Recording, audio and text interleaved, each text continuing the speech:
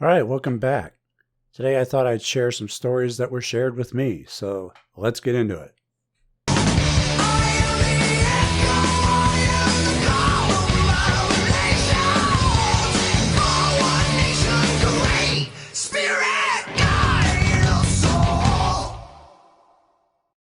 Hey Frater, I hope you're doing well. I have a question. I want to help a lady friend of mine to get her money back from a guy who borrowed it from her. That's supposed to be borrowed. As I myself am a pretty small dude, I can't really do anything physically, so I turned to magic, of course. I was thinking of asking the angel Haziel for help, but what would you suggest? Many blessings. So I replied back what I thought I should do and who to petition, and then later on I received another reply. Hey Frater, after 10 days of the 11-day invocation, I finally got a text from my friend. She went and got her money from the guy. She was happy and freaked out at the same time. I mean, I can hardly believe it myself. 5 years she was being hassled by this guy and trying to get him to repay her. And now, after just 2 invocation periods, bam. P.S. I also created a sigil and carved it on a purple candle with the instructions of your programs. I want to thank you so much for everything. Many blessings. Now, he did 2 petitions because he started getting a reaction out of the guy from the first one, but the guy never followed through. And he asked me if he should try something different, and I advised him to do the same thing, to keep doing what he was doing, because he got a reaction, so he was having an effect, although it wasn't enough to finish the job, so do it again and see what happens before he moves on to something else. And then the second time is when he got the result that he wanted. So, great job. On a side note, you may want to tell your friend not to lend money out that she expects or needs to get back, especially to family or friends. There's no quicker way to ruin a friendship than to put money between you. Now, if you want to help someone out, help them out. Just don't expect to get it back, even if they tell you they'll give it back to you. Consider it a gift in your mind from the get-go, and you won't be disappointed. People who need to borrow money from their friends or acquaintances are typically bad with money. They didn't have enough for themselves when they needed it. What makes you think they're going to have it for you? This is something that I cover in the Laws of Riches program that you can get over at mindandmagick.com. Now, it sounds like your friend wasn't that friendly with this other person, at least not anymore. Perhaps the money had something to do with it. There's always going through the trouble of drawing up a contract, promising to pay the money back, but you have to ask yourself if you're really willing to bring a person to court before doing so, because that can also ruin a friendship if it goes that far. As a general rule, I don't lend out money that I plan on recouping, which means I don't lend out money very often. And most people know better than to ask because it really does put someone in an awkward position. Hello, Frater. Just checking in to tell you that I am having an amazing experience with sigil magic. I found some sigils that I made months ago stuffed away in a Bible so that I would purposefully forget about them. I recently pulled them out and started looking at them again. I have no idea what they mean. They are totally forgotten. One thing in life that I've always struggled to get and maintain was credit. This week, I have credit offers popping up everywhere. Last week, I got pre-qualified for a Visa credit card, so I applied and got approved. The card is in the mail now. Today, I watched a YouTube video about a certain department store that will approve you based upon a soft pull. A soft pull means that your credit report won't suffer simply by applying. Yeah, I hate when they ding your rating just for applying. I applied and got approved today. I bought a coat. This is all miraculous to me because I usually don't get approved for credit offers at all. I know better than to charge up a bunch of credit cards, but I need credit right now because I just got a new job and don't get paid for 3 weeks. Well, good, then I don't need to advise you to pay down your credit cards each month as much as possible to avoid all that interest, which absolutely eats people alive when they let it get out of hand. I needed help making ends meet until payday, and the help came at the exact moment I needed it in the form of credit. I am so thankful to you and my guardian spirits. Thank you for being who you are and deciding to be a teacher. I can't thank you enough, and I own many of your programs. On a side note, a family member died last week. I hope it's not related to my magic. I always use the phrase without harm to anyone in my magic, and he was sick for about a year. Best regards. Well, first of all, congratulations on your success. And secondly, I'm sorry for your loss. But I don't think that you need to worry about your magic being responsible, at least not when it comes to any credit magic that you've done. I don't see how someone passing would affect that. So as long as you've been binding down the action out wanted, in relation to all the other magic you've been doing, then I don't see how they're connected. It's only when people forget to bind down the action not wanted that they run into trouble with such things. Hi, Frater Xavier, thanks for your work. I'll try to make it short, but can't promise. Well, that goes both ways. I can't promise that I'll read the entire thing either, for those who like to send me really long messages. Got the sigil for the orange ball, printed it, and just left it on my desk where I usually sit on the PC. Didn't really charged, so he didn't charge it. One day over a year ago, I found the orange ball, pick attached, and was laughing like a madman. Asked the housemate whose ball that was, could be the neighbor's or it came from the street, as I live next to a main road with a bus stop next to the fence too. He told me it was the other guy's ball that lives here too. For some reason I told him what I did, and he goes, so this step and this step and this step had to happen for you to get your orange ball. Yes. He just laughed. Months later, a month ago, was in the kitchen talking to a lady and the guy that owned the orange ball. And magic and witchcraft came up for some reason.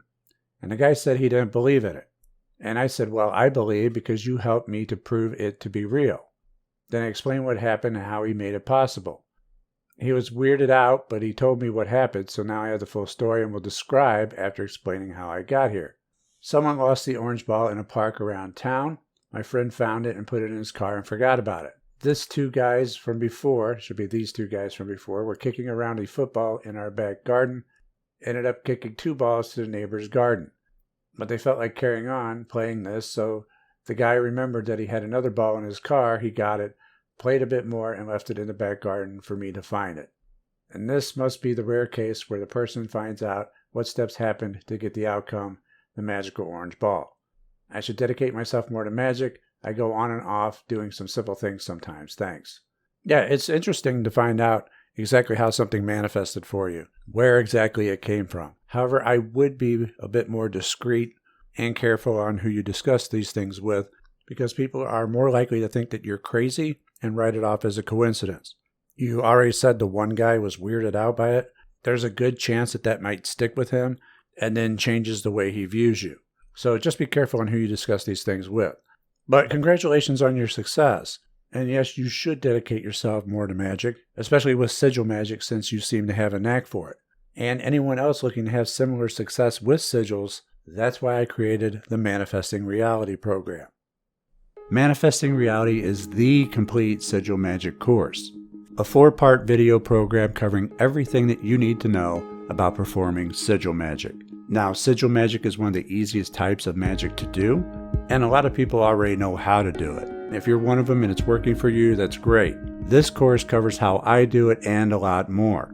We're going to be talking about symbolism, how to craft a correct statement of intent, arguably one of the most important parts of magic, how to simplify your sigils because the subconscious loves simplicity, long-term strategies and astrological correspondences, shoaling your sigils, creating your own mantras, and more. This is the program that's going to get you up and manifesting what you want in the shortest amount of time in the easiest way possible. If you have a pen and paper, then you have everything that you need to get started. You can get Manifesting Reality and other Mind and Magic programs over at mindandmagick.com today.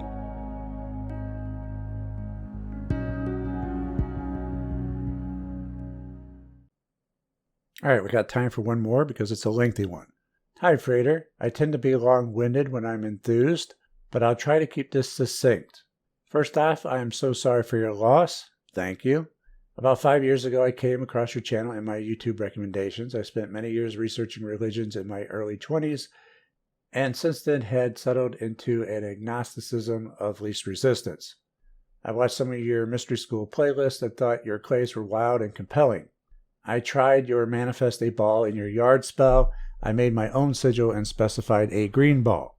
My entire world upended the day I walked up the driveway in a neon green golf ball, sat there plain as anything. My eyes went wide and I laughed. There it was. For its own part, the golf ball managed to appear, somehow almost bemused. You know, a lot of people tend to laugh when their first sigil manifests. I had forgotten all about my sigil, obviously, but when that ball showed up, I just stood there and stared and smiled and laughed because I knew I had caused this that this was my work, my whole world had now changed. Right, because how are you ever going to go back? Knowing that you can just manifest things, like ordering something from a menu, but you've written the menu. You can order anything you want. You can't go back after that. I've personally settled on chaos magic as my practice, but I still deeply enjoy your work on YouTube and your Laws of Magic course especially. And thank you. I use a lot of your advice and insight regularly, and I'm so tremendously grateful to you as an early catalyst for what my life has become. I've gone from a headed nowhere office job in spreadsheet hell to identifying a career I love, getting hired by a great mentor who took a chance on me even though I had no experience or certifications yet, and just a few years later, fully certified and making triple what I had been while stuck in that dead-end data entry mine. All of these changes happened through my magical efforts and manifested through unlikely coincidences and synchronicities arranging themselves perfectly to my intent. My life is far from perfect, but each day I get closer to that ideal. I also deeply appreciate the jokes that magic sometimes seems to tell. My favorite being the time I set out to be given a winning lottery ticket since I didn't want to buy any. Later, a friend who owed me $20 gave me an already scratched-off scratch-off ticket in lieu of cash since it was a $20 winner. He had never before done that and hasn't done it since either. I had to excuse myself to laugh right after. I love that magic is real, and I especially love that it is so often hilarious. And that coincidence of finding your channel was that very first spark, so thank you for that piece of magical work you put in from the bottom of my heart. P.S. Now, every time I see any ball in any yard, my first reaction is, whose effing spell is this? And or, you GD kids better quit manifesting in my yard. Next time I find a spell back there, it belongs to me. You're the best. And I appreciate the kind words. Thank you. And yes, magic is often hilarious. To us, the ones who know about it, because it's an inside joke when things manifest. And people may wonder why you're laughing and you can't tell them the reason.